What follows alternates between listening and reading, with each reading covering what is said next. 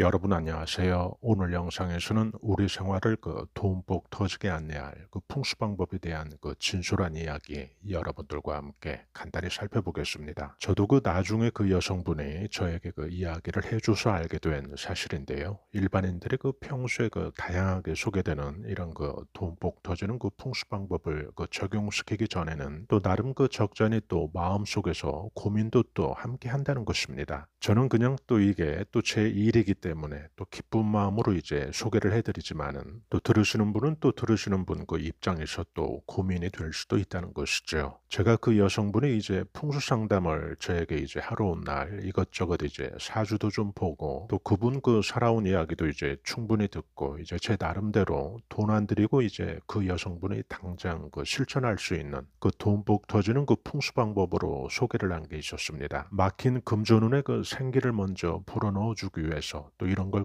소개를 해드린 적이 있고요. 우선 저는 여성분에게 집 주위 재래시장에 갈 때 기왕이면 사람이 좀 북적북적거리는 그런 가게를 고른 후에 그 가게에서 몇 가지 장을 보라고 말을 드렸습니다. 이때 그 가게의 금전운을 또 집으로 크게 끌어올 수 있는 방법으로 그 가게에서 파는 요구르트라든지 꿀, 우유, 사탕 이런 것 중에 이제 몇 가지를 고르셔서 이제 사오라는 그런 이제 풍수 방법인 거죠. 그리고 또 아예 집에서 나설 때 될 수 있다면 또 노란색 장바구니를 미리 준비를 한 후에 그때 구매한 물건을 또 그 바구니에 담게 되면 그때 금전운을 또 크게 잡아당기는 돈자석 같은 역할을 한다고 말씀을 해드린 적이 있습니다. 그 방법이 여성분에게는 재수부적 몇 장 붙이고 다니는 것보다 훨씬 낫게 보였던 거죠. 더 실효성 있게 이제 느껴진 겁니다. 그리고 상담을 마치고 이분이 집에 돌아가서 아무리 생각을 해도 뭐 그런 장보기 하나 때문에 막힌 돈운이 다시 풀리겠나라는 이제 그런 고민을 한 겁니다. 신뢰가 가지 않았던 모양이죠. 풍수적인 조언이나 방법들이 여성분에게는 좀 모호함으로 그렇게 이제 느껴진 거죠. 또 그녀 자신이 또 살면서 계속 받아온 교육이라든지 어떤 과학적인 사고의 그런 몸의 뱀도 또 쉽게 또 풍수 방법들을 유용한 방법으로 받아들이는 걸 또 방해하는 그런 요인이 되었겠죠. 그때 제가 소개한 풍수 방법이 그녀에겐 설득력이 이제 약했던 거죠. 그런데 그녀를 저에게 이제 소개를 시켜준 그녀의 고등학교 동창이 있었습니다. 그 여성이 이제 그 동창을 볼 때마다 그 동창은 하는 일이 아주 일취월장하듯이 아주 잘 풀리는 겁니다. 생활이 계속해서 이제 발전을 하고요. 늘 웃음이 이제 끊어지지 않는 그런 얼굴을 하고 다니는 거죠. 또 그 동창은 항상 나이를 거꾸로 먹듯이 젊어지는 것이었습니다. 그런 모습을 본 그 여성이 이제 마음이 서서히 이제 바뀐 겁니다. 왜냐하면 자신에게 저를 소개해준, 더 정확히는 이제 제 풍수 방법을 이제 소개를 해준 거죠. 그 친구는 신앙생활도 열심히 하고 자신보다 더 과학적인 사고로 그런 가치관으로 살아온 친구였기 때문에요. 그 친구를 보면서 이제 서서히 마음이 이제 열린 거죠. 그래, 좋다고 하니까 뭐 해보지 뭐 이런 마음으로 이제 바뀐 거죠. 그래서 이 여성분은 현관에 팔각성량부터 이제 시작을 해서 거실에는 청실홍실 매듭, 또 집의 베란다가 이제 동쪽인데요. 동쪽에는 성장의 암시인 다육이, 그리고 녹색 화분, 또 집의 남서쪽에는 실크로 만든 십자수, 포도그림, 이렇게 풍수적인 배치를 해나가기 시작을 합니다. 또 긍정적인 마인드로 이제 하나하나씩 이제 채워나가기 시작을 한 거죠. 집이 어느 순간 이제 막힌 물이 풀려내려가듯이 일들이 이제 술술 또 풀리기 시작하는 겁니다. 지방의 연구단지에서 일을 하던 아들이 있었는데요. 해외로 이제 파견 근무를 나갑니다. 거기에서 아주 좋은 짝을 만나게 돼서 부모의 오랜 시름 하나를 이제 덜어주게 됩니다. 또 평생 펜대만 잡고 정년 퇴직한 남편이 자신의 살면서 또 전혀 느끼지 못한 그런 숨어있던 면을 보여주게 됩니다. 집에 있으면 뭐하냐고 하면서 이제 운동이다 생각을 하고 일을 하고 싶다고 말을 하면서요. 학원 승합차로 이제 원생들 실어나르는 그런 일을 시작을 한 겁니다. 물론 월급이 문제가 아니죠. 같이 사는 남자가 이렇게 생기 있게 사는 모습을 보여주는 그것만으로도 힘이 나더랍니다. 그러더니 옛말에도 좋은 일은 좋은 일을 불러들이고 또 나쁜 일은 또 나쁜 일을 계속해서 이제 부른다고 하잖아요. 오래전에 떼인 돈이다 생각을 하고 포기를 하고 있었던 돈 빌려주고 못 받았던 곳에서 이제 돈이 회수가 되더랍니다. 저는 이 여성분 이야기를 가만히 듣고 있자니 저야 제가 경험도 했고 또 풍수에 이제 심취를 해서 이제 재미를 매 순간 이제 느끼고 살기 때문에 당연하게 이제 제 입장에서 받아들여질 그런 일도 이게 이제 이걸 처음 접하는 분들에게는 이렇게 하면 돈복이 터지고 또 저렇게 하면 또 일이 잘 되고 하는 그런 이야기를 또 하게 될 때 그런 그 설명이나 또 소개 또 그런 주입보다는 먼저 그분과 이제 저와의 어떤 그 인간적인 허심탄회한 어떤 소통이 먼저 되어야 되겠구나 그런 생각을 한 겁니다. 저도요. 왜냐하면 그 대부분의 그 풍수 방법이라는 게 전통적인 또 전래 그 풍속에서 또는 그 전래 민속에서 구전되어지듯이 그렇게 그 내려오는 것 등이 아주 많다는 사실이죠.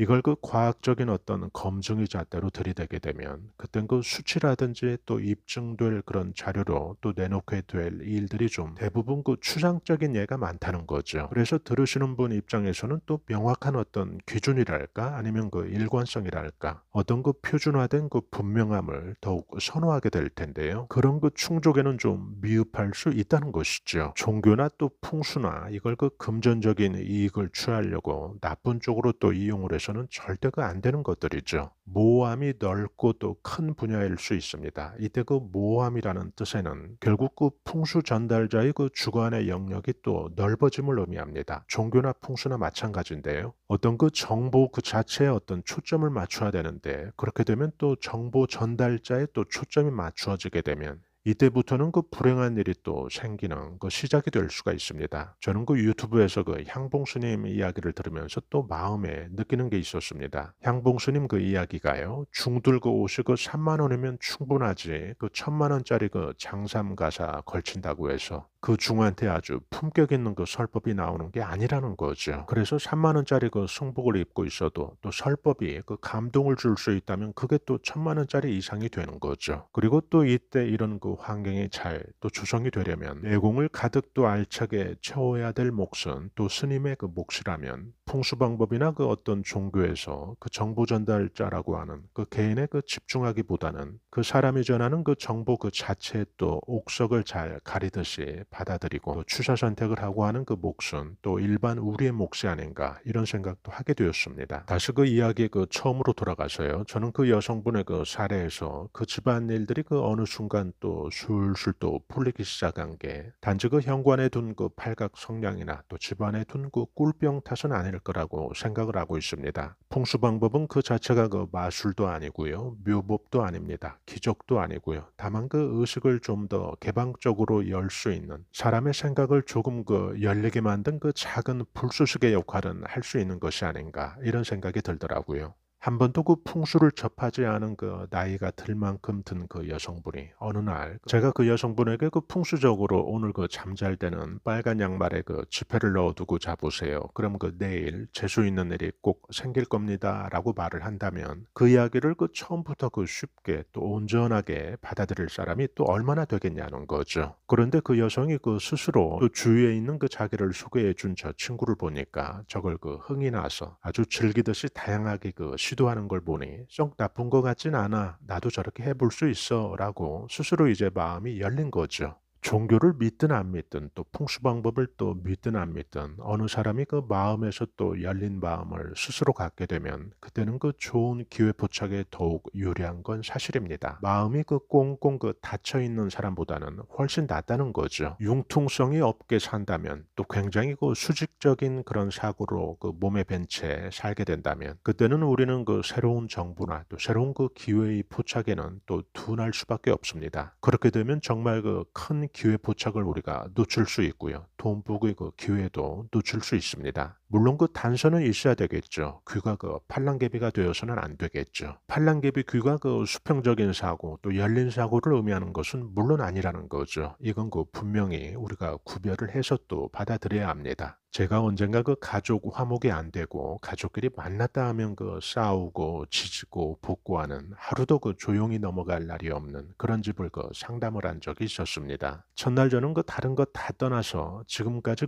사용하고 있는 수저와 젓가락을 모두 집에 가자마자 버리라고 했습니다. 그리고 딱 한 달만 나무 수저, 나무 젓가락만 사용을 하라고 이제 풍수 방법을 말을 해준 겁니다. 소가 물을 마시면 우유가 되고 뱀이 물을 마시면 독이 된다고 합니다. 감정이 늘 날카롭게 서 있는 한 가족 구성원들에게 식탁에서 그들이 소지한 금속 재질의 수저나 또 젓가락은 이게 가정 불화를 더 부추기는 감정의 흉기가 될 수 있습니다. 그 후에 이 집은 언제부터인지 또 신경질적인 예민함들이 이제 뭉툭해지기 시작을 한 겁니다. 밥상머리에서 날이 선 공방이 오갔었는데요. 어느 순간 이제 서로에게 상처가 될 말들이 이제 줄어들더랍니다. 여러분들이 이거 기억하셔야 하는데요. 우리 손에는 오행이 모두 부여가 되어 있습니다. 우리 손이 그냥 손이 아닙니다. 손에는 목화, 투금수라고 하는 5가지 오행이 부여가 되어 있는 탓에 우리가 좋은 생각으로 손에 무언가를 짚고 있으면 그것은 굉장히 유익한 도구가 됩니다. 그런데 나쁜 감정으로 우리가 손에 무언가를 들고 있으면 그때는 그 물건이 흉폭한 흉기가 됩니다. 흉기까지는 또 아니더라도 그 물건에는 이제 독이 배게 됩니다. 어쨌든 식탁머리에서 소리가 줄어들기 시작하니까요. 집안에 이제 그동안 고개를 들지 못하고 가라앉아 있던 그런 긍정적인 에너지들이 기지개를 켜기 시작을 합니다. 그리고 그 다음부터 일들은 저를 더욱더 깜짝 놀라게 만들었습니다. 제가 그 후에 할 일을 먼저 말하기 전부터 어떻게 알고 이 집안 구성원들은 이제 자신들 입장에서 각자 최고의 그리고 최선의 방법들을 알아서 실천을 하게 된 겁니다. 우선 여성분은 자신의 빚을 안 갚고 있던 친구에게 전화를 합니다. 돈은 있다가도 또 없고 없다가도 또 있는 거니까 너는 건강부터 잘 챙겨라. 나한테 갚을 돈 걱정은 하지 말아라 라고 이제 전화를 한 겁니다. 덕담을 한 거죠. 그러자 전화를 받은 친구는 그런 친구에게 이제 실망을 주기 싫어서 죽기 살기 아주 열심히 돈을 모은 후에 보란듯이 돈을 갚는 겁니다.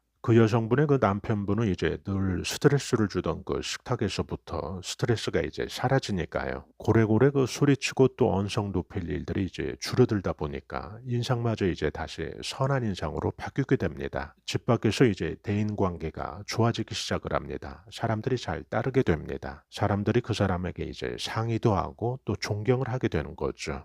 그렇게 집 밖에서 이제 사람이 인정을 받게 되다 보니까 그 기쁨이 얼굴에 이제 차곡차곡 쌓이게 됩니다. 그렇게 기쁨이 쌓인 얼굴로 집에 돌아오니 집안의 기둥들, 두 축들이죠. 남편과 아내가 또 이렇게 바뀌니까요. 덩달아 또 자녀들도 마음이 편안해지기 시작을 합니다. 그래서 늘 늦게 귀가하던 자녀들이 일을 마치면 이제 일찍 들어와서 휴식을 하고 싶어지는 그런 집으로 바뀐 겁니다. 저는 이 여성분의 사례에서 다시 한번 또 깨닫게 된 일이 있습니다. 모든 일이 한순간에 짠 하고 바뀌는 건 없습니다. 그런데 어떤 작은 실마리가 될 일들이 있다면 우리는 하나씩 또 해볼 필요는 있다는 것입니다. 그리고 그때 그 방법 자체에 너무 빠지지 말고 이용하는 그런 기분으로 할 필요가 있다는 것이고요. 또 정보를 받아들일 때는 어떤 해안을 키우는 그런 노력도 꼭 필요합니다. 향봉스님 말처럼요. 3만 원짜리 승복을 입고 있어도 설법에서 1억 원짜리 또 몇천만 원짜리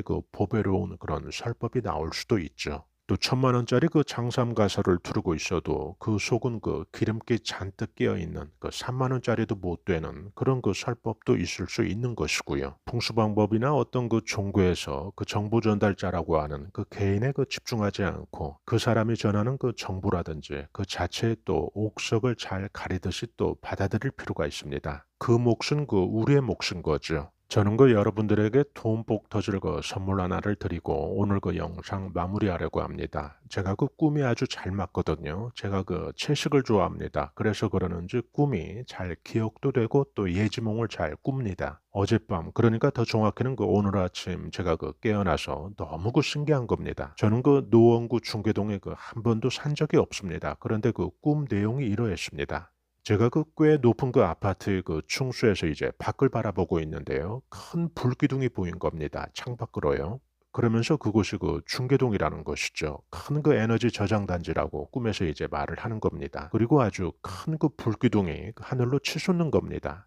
그 불기둥을 보면서 이제 깬 거죠. 꿈의 이런 폭발력 있는 불기둥은 큰 도움복이 발복될 암시를 뜻합니다. 이 꿈이 저 개인만의 꿈이 아닌 이유가 있습니다. 여러분들과 제가 같은 시간대 또 같은 주제로 이렇게 소통을 하고 있기 때문에 이런 것 등이 모두 공유가 된다는 사실입니다. 적어도 이 영상을 듣고 계신 구독자님들이나 또 시청자 여러분들께서 틀림없이 크게 발복될 그런 암시를 갖게 될 겁니다. 이런 꿈이 더욱더 현실화될 수 있도록 적어도 오늘 저녁은 이렇게 해 주십시오. 여러분들께서 양손을 깨끗이 씻은 후에요. 손에 물기를 잘 닦아 주십시오. 여러분들 열 손가락 지문 부분이 쏙 쌀에 잠기게 손을 넣어 주시는 거죠. 그렇게 넣어 주셨다가 손을 빼 주시는 겁니다. 그리고 여러분들께서 앞으로 어떤 재수 있는 일이 생길지 보시기 바랍니다. 돈복이 크게 들어올 겁니다. 여러분들께서 또 편안한 시간 보내시고요. 또 이런 간단한 풍수 방법까지 병행하셔서 크게 돈복 터지는 또 멋진 시간 보내시기 바랍니다.